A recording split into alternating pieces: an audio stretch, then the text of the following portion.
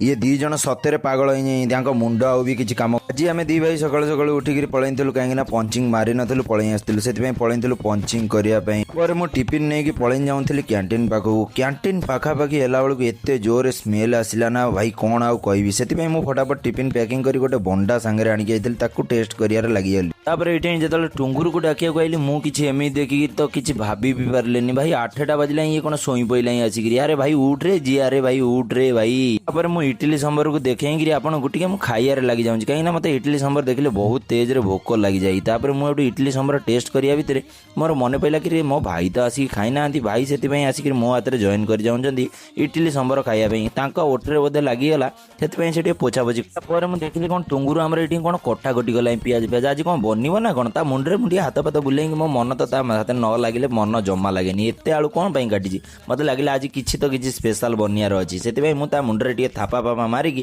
ସେପଟ ରୁମ୍ ଆଡ଼କୁ ପଳେଇ ଆସି ସେପଟ ରୁମ୍ରେ ଯେତେବେଳେ ଆସି ପହଞ୍ଚିଲି ମୁଁ ଯାହା ଦେଖିଲି ଭାଇ ମୋ ମୁଣ୍ଡ ଆଉ କିଛି କାମ କଲାନି। ଏ ଦି ଜଣ ସତରେ ପାଗଳ ହେଇଯାନ୍ତି। ମୁହଁ ଏଇଠି ନୁଚନ୍ତି କ'ଣ କହିବି ୟାଙ୍କୁ।